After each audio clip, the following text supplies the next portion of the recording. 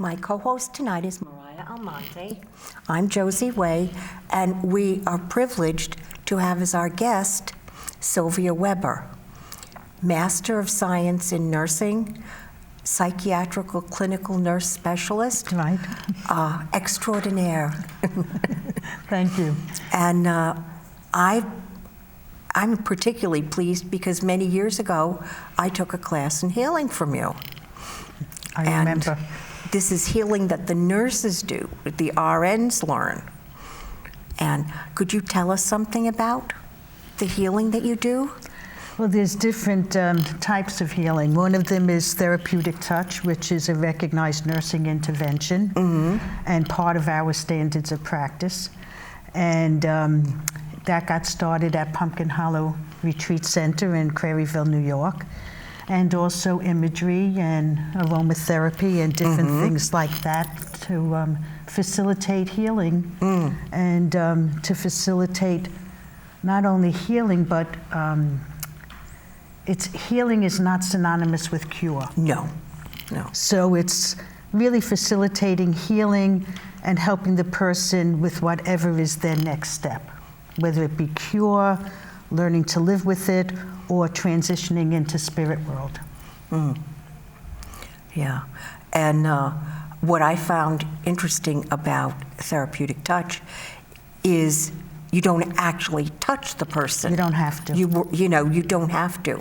It can be done, for instance, over someone who's critically burned that you couldn't touch because of extreme pain. Yes, yes. You work within the person's electromagnetic energy field. And usually you're about 2 to 3 inches above the skin. However, if it's safe and it's okay with the person, you can actually physically touch them, but you don't have to. Which a lot of people didn't understand. But when I took the class, I could feel the difference. One area would be you could actually feel whether it was smooth and it would be hotter or colder. There were variations from, let's say, one knee to the next knee. I was wondering, what are you activating or communicating with therapeutic touch between you and the client, or between you and, well, who is it between? It's between you and the person. Actually, you're not doing the actual healing, you're facilitating the healing process by bringing into the balance as best as you can the energetic field. The person themselves does the healing. So you're really facilitating the process. It's a very, very close, intimate kind of interaction because your fields are intermingling with each other. And you're very present with them. And what you're working with is doing what you can to bring in the balance of the energetic field, which then impacts the human body and spirit. So they might be like a weak point energetically in the individual, and you help to balance that by moving the energy around? Well, it depends what you pick up. So, for example, you might pick up cold or heat. You might pick up a feeling of congestion. You might pick up a feeling of there's nothing there. So it really depends what it is that you pick up when you're evaluating the field. What you're doing is you're looking for differences in the field. The field, a healthy field, tends to be pretty symmetrical. So what you're picking up is, are there anything in the field that is not symmetrical, that is different? And then when you treat it, you're treating it according to what you pick up. We don't diagnose. It's not a diagnostic tool. So it's really just to bring the person into greater harmony. That makes sense? Okay. Yes, thank you. Yeah. Just to give the audience some sort of idea, could you demonstrate, without messing up the mics, but could you demonstrate on, let's say, Mariah's arm, what you might do. You would be looking to see right and left being even. And up and down. One of the things that's very critical when you're doing any kind of energy work, and therapeutic touch is one of the, probably the only energy modality where you actually do an assessment first. Okay? And again, you don't diagnose, you just pick up the discrepancies, the imbalance. And with therapeutic touch, the two things that we really emphasize that are very critical is being centered, okay, being in balance. Your left and right hemispheres of your brain are in balance. Being centered so that you are in touch with your intuitive sense, your place of all-knowing, we call it. Also, the balance of the right and left hemisphere so that you're able to pick up the discrepancies, but then you have your knowledge, your experience that you draw upon also. And then grounded. Very important to be grounded, which is different than being centered, because grounding is knowing your place on the earth, your footprint. Being aware of your footprint and it's solid and... Yeah, if you're not grounded, you can make very foolish choices. Yeah, and sometimes what we call going out into the ozone because you're not... You have no common sense. Right. If you're not grounded. Yeah. You know, it's fine to know, let's say E equals MC squared, but how do you apply it? That's grounded. Knowing what to do with it. So it's how to deal with life circumstances in a way that makes sense. And to be here. To be present. It's very important that you're present in the moment. And grounding and centering do that. So you would do those things, and then being 1 or 2 inches from the skin, you would just very gently, slowly, you don't want to rush, and you just pick up the field and see if there's any imbalances. So like your shoulder is a little tight. So that's one area that I would work with, is the tightness in the shoulder and things like that, bringing it into balance. And one of the things I tell people that you have to be very careful with any of the energy modalities is when you pick up things and you want to share it with the person, you don't do it in their field. You don't go, oh, around the head, oh, there was so much turbulence around the head. And then you're creating even more turbulence. You just created a psychotic episode. Right. So if you're going to demonstrate, you could share it with yourself or, use your hands, but not in the person's field because you don't want to disrupt it. And so many times I see that with people who work with energy modalities, that sometimes they forget that. And it could cause more problems when you do that. Yeah, because the primary thing to understand that is worth repeating is that we're electromagnetic beings, and we have an energy field around us that picks up and interacts with everything. And when we have the intention to do healing, when you have a healing intent, that automatically puts your energy in harmony and able to work with another person's energy. Yeah. When you said that, Josie, it reminds me of when I teach this is I tell people, if you're feeling very sick, you don't do this work. Because then you're taking, the energy is going to be treating you. And that doesn't mean you can't have the sniffles or, stuff like that. But if you're really not feeling well and you're totally out of sorts and out of any kind of rhythm, you need to be careful. Yeah, you can't help someone when you're not in harmony and balance within yourself.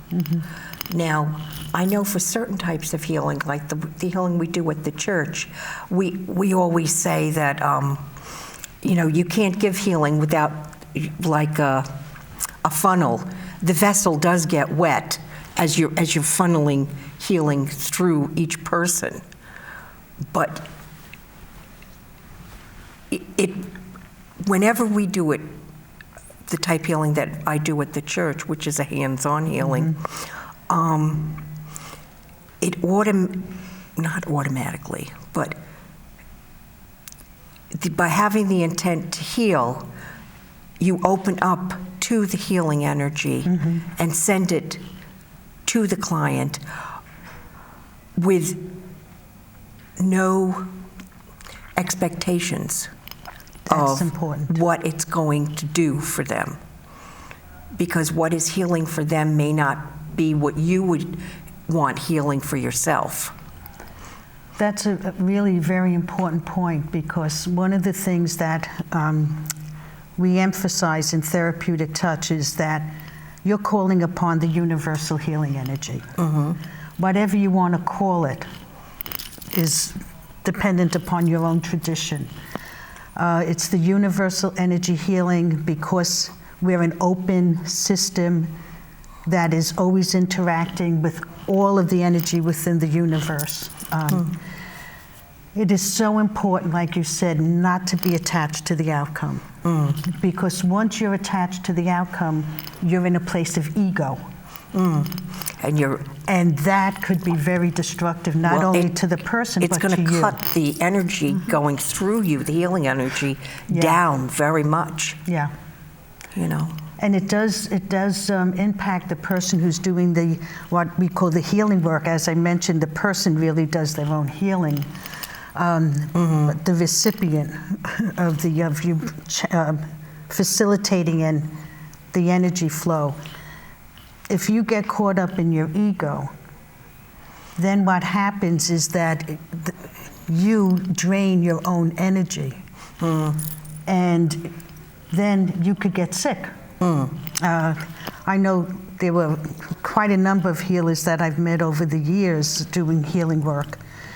And sometimes they would say to me, well, I use my energy, and I'm a healer, and I use my energy to heal everyone. And I would share with them, you need to be careful. And every one of them got sick because they were draining themselves by being so caught up in their ego. What I do that I don't think is ego-driven is I do send love to each and every person. I know, it's kind of like my saying, this is coming from my heart. Absolutely. To you. And may it serve you as well as possible. You said that this type of healing is used in hospitals? Yes. So how is that applied in hospitals? How is it done? Well, we do recommend that you get the person's permission. Sometimes if the person is not able to communicate, family, friends might be able to say, no, they're open to this because we've talked about it or whatever.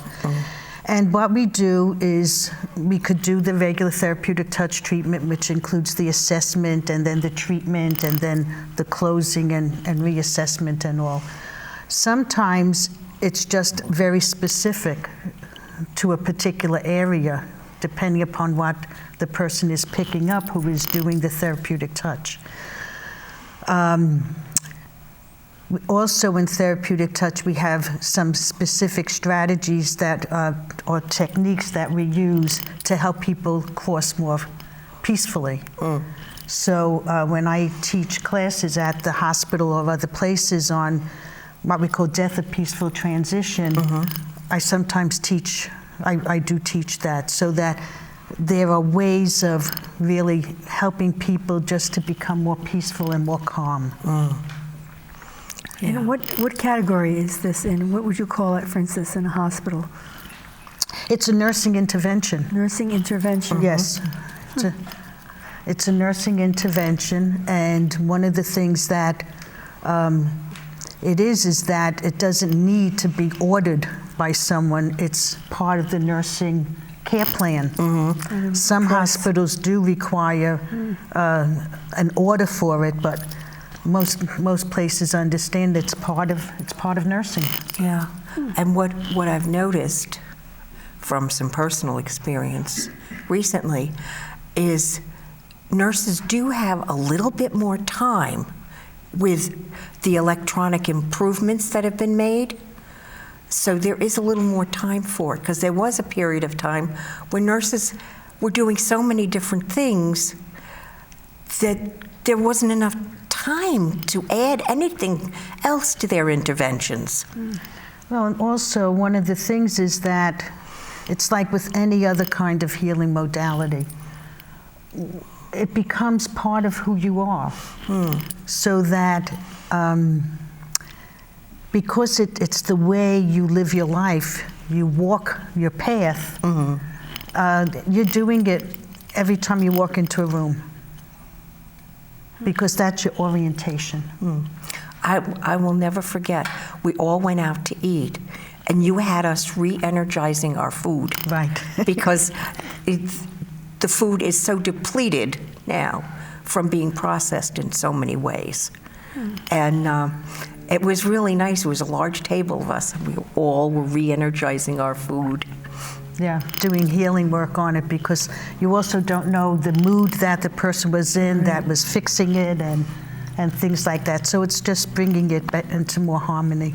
Well, speaking of that, is this something the general public could access? This strength, this modality of energizing? Therapeutic touch says it's innate. Every human being is a healer. Every human being is open to that universal healing energy, that it's not something that is not innate. It's tapping, and it's helping you remember, and it's helping you put it into a model that you could then use. However, being a healer, we're all healers. So it's kind of like go ahead. Well, I was just going to say, I noticed people that are good healers automatically will do certain things, like they're not thinking about it. It just is part of the compassion that they feel. That's right. They know that you're going to feel a little better by having that contact. And their energy touching your energy, saying things will settle down, things will get better, things will be as they're meant to be. Yeah. And sometimes if there's an illness or something, sometimes the healing work will set up a healing crisis where the healing happens so rapidly that the symptoms get a little worse, but then they go away very quickly as they clean out the toxins and get their energy back into balance. Yeah, it's really, really amazing, and what can be done with healing. I came from a perspective of science, and I didn't believe in energy or anything like that. And the first time I felt energy, I jumped up and down and said, I can't believe it, I feel it. It really exists. It was quite, an experience. And the first time I saw an aura, I didn't believe they existed. And I was like, your aura is moving. I didn't know it was so alive.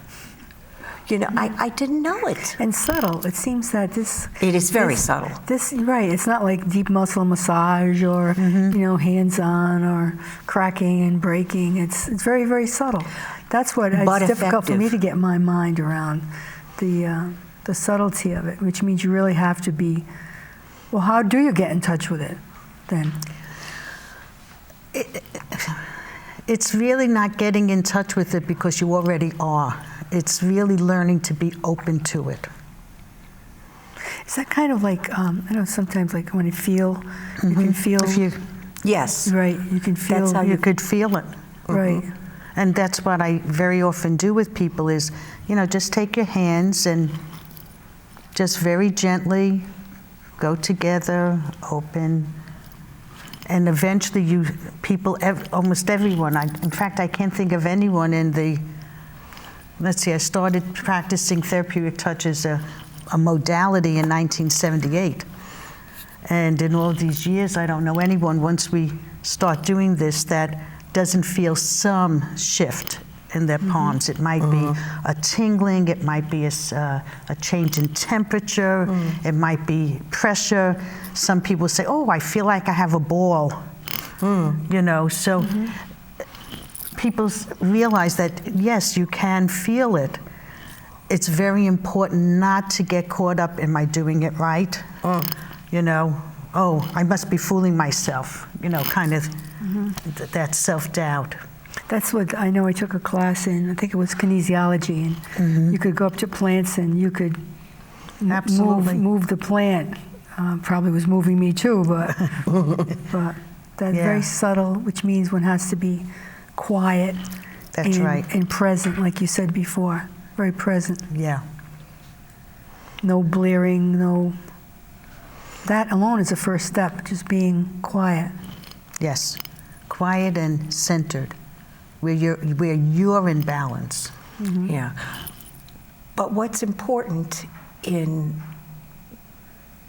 fields like nursing is that you practice this enough of the time so that when you are in a situation that might be stressful, you still can do it. Absolutely. That's important because you've had some stressful interventions, that you've had to go and do the healing, and you can't allow the stress that's around you disrupt the calm that you need to do this. And it's also interesting because when you're in that kind of a place, even if there's a lot of chaos in the environment, it tends to calm it down. Yeah, when you're acting calm, everyone else starts to follow suit. Yeah. Peaceful. It's a wonderful modality and intervention. And where yours, like you said, you do it in church and everything. One of the nice things about therapeutic touch and some of the energy modalities is that it's not religion based. No. And it's not incompatible with any belief system, so that anyone could practice it and anyone could learn, the technique or the modality and the steps. Now, can anybody take classes? Where would they go to take classes in therapeutic touch? Well, I know that there's two of us in Rhode Island who give classes regularly. Like this week, and next week I'll be giving two of the therapeutic touch classes at the Miriam Hospital. And I usually do that at least once a year. There's also Pumpkin Hollow in Prairieville, New York. And then sometimes organizations or different groups will ask me, will I develop a workshop for them and teach it to them. I do have some people who are coming to my house because they can't go to any of the classes or anything, so that was very good of you. I arrange with them to come and we work on it together. So there are ways of learning that. Yeah. I'm amazed that this process is allowed in hospitals, not only allowed, but embraced. And I was wondering, when did that start, or how could somebody get their foot in the door? Because I imagine hospitals to be very clinical and overdone in that way. Well, it took a long time to get some of the hospitals open to it.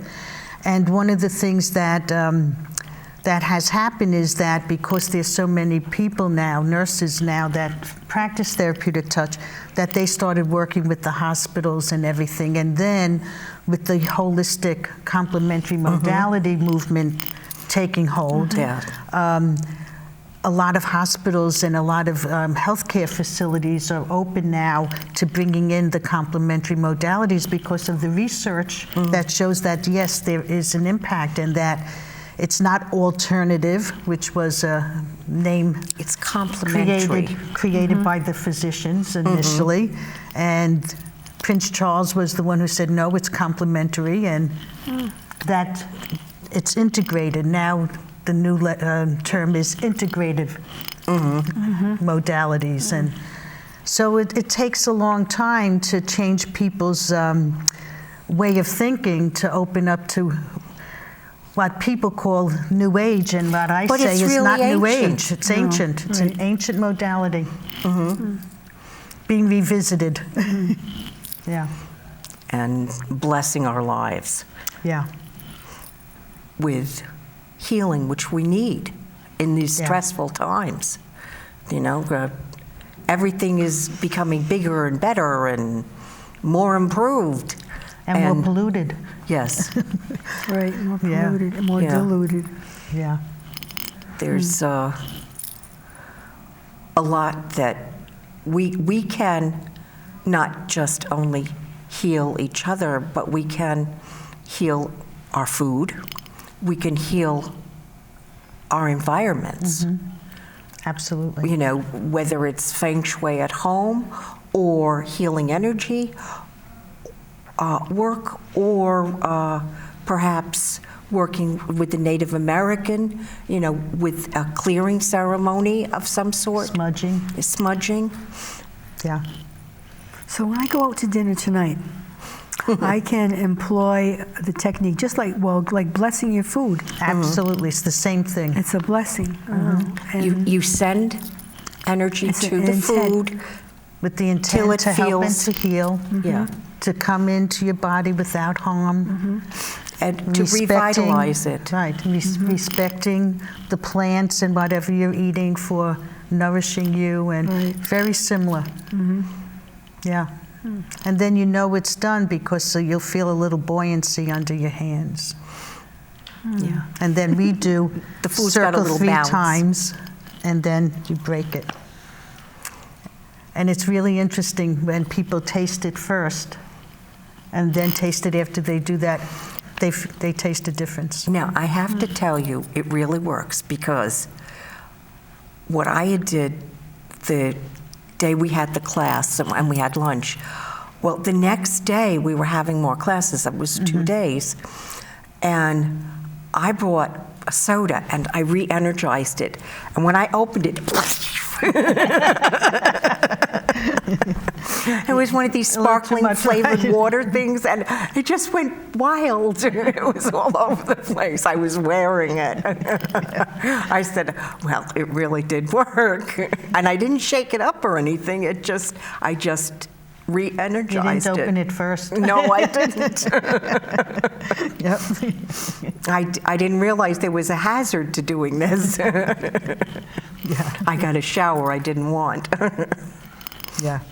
But it's fun. It's really fun. Sometimes at meetings I'll do that and people say, what are you doing? And then I'll have them check it out, and they all feel the difference, taste the difference. We have just 1 minute, and if there was one thing that you could say briefly to people about healing and therapeutic touch, what would it be? The thing I would say is be present, enjoy, and bless the moment. Thank you so very much for being Thank here you. with us. Thank you, Mariah, You're welcome, Joyce. for your intelligent questions. Thank you. As always, a good co-host. Thank you. And thank you all for